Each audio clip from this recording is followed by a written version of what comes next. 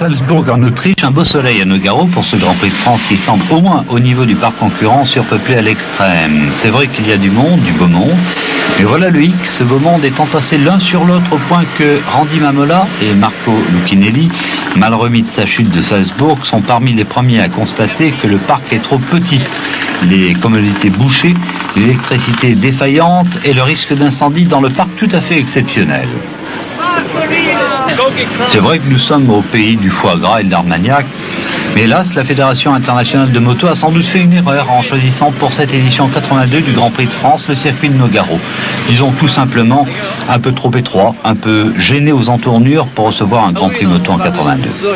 Alors on parle, la piste ne va pas, elle est très bosselée depuis cet hiver, les conditions du parc concurrent sont limitées et la grogne monte chez des garçons comme Lucchinelli, Schink, Roberts ou Rossi qui après 4 jours d'essais libres sur le circuit décident de frapper.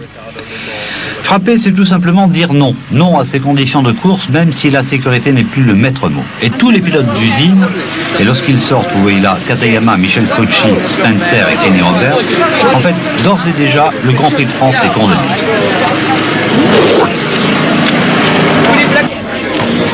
Nous sommes le vendredi matin, 9h. 4 heures plus tard, il est 13h. À ce moment-là, Kenny Roberts et Franco Uncini sortent de la réunion de la Commission sportive internationale. La décision des pilotes d'usine est irrémédiable. Franco Uncini, le délégué des pilotes. On quitte le circuit, impossible de courir. On a décidé de partir. Nous sommes très désolés parce que notre métier, c'est de courir. Question, mais quelle est la raison principale? La piste ou les conditions du paddock? Non, le paddock, c'est un tout petit problème, mais la piste, c'est très grave. On ne peut pas courir dans ces conditions. Sure, no problem. We can race for other problems, but for surface, safety problem can't race. Ne pensez-vous pas que c'est un peu trop tard pour prendre cette décision? Non, nous avons déjà dit l'année dernière que nous ne voulions pas courir à Nogaro si, en particulier, le revêtement de la piste n'était pas refait. Nous sommes arrivés ici et c'était la même chose, sinon pire. But we came here with that promise. And we didn't find longer length and same surface and worst surface until 78. And combien de pilotes ont signé le boycott? Réponse, plus ou moins 20 en 500. Nous n'avons pas consulté les autres catégories. We didn't ask to other classes because if no problem, other classes they can race. And all the factories. Toutes les usines? Oui, toutes les usines. Okay, sorry. Bye. Honda, Yamaha, Suzuki, Kawasaki ne sont donc pas au départ de ce Grand Prix de France, du moins pour les machines d'usine. Mais c'est peut-être l'aubaine, et l'aubaine rêvée pour les pilotes privés.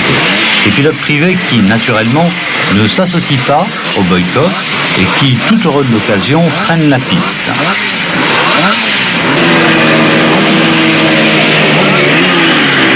Alors que, et nous sommes toujours le vendredi vers 15h30, cette fois-ci, alors que Kenny Roberts prend la porte, qui lui est un instant refusé par un cadenas, disons, mal placé, au propre et au figuré. Les organisateurs du circuit supportent en effet très mal, sans trop le comprendre, le départ de ces hommes qui devaient faire le spectacle et la recette par voie de conséquence.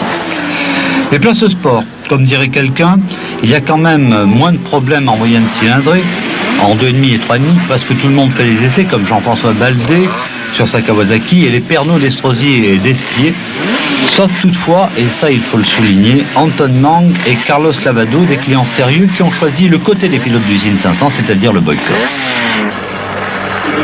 Et c'est donc le dimanche, les courses. Celle des 125 remportée par Jean-Claude Cellini en l'absence d'un Ragnetto, celle des 2,5 que vous voyez là, où Jean-François Baldé va s'amuser à prouver qu'il est le plus vite, le plus fort, jusqu'à avoir 10 secondes d'avance, la ligne droite entière, pour ensuite rétrograder en 11e position, hors des points du championnat du monde, et pour finir par remonter sur les 2 hommes de tête, avant de laisser la victoire in extremis, avant de laisser la victoire à Jean-Louis Tournavre sur Yamaha.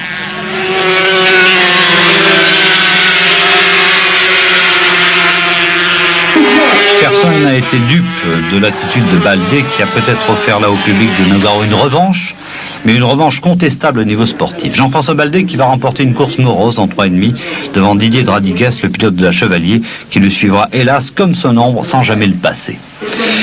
Et on en arrive finalement à la course des 500. Ils ne sont que 23 en piste. Il manque les 14 meilleurs. Ce sera une course qui sera l'ombre d'une course de l'ombre d'un championnat du monde. Une course gagnée malgré tout dans un concert de pilotes privés par une machine d'usine. La San Venero de Michel Frucci, le pilote suisse, qui se sera battu pendant quelques tours à peine avec deux Italiens qui en voulaient beaucoup, Beccheroni et Pellandini, avant de s'envoler définitivement vers une victoire méritée, mais hélas sans beaucoup de valeur. Michel Frucci. Le public ne s'y est pas trop trompé dans ce Grand Prix de France de Nogaro 82.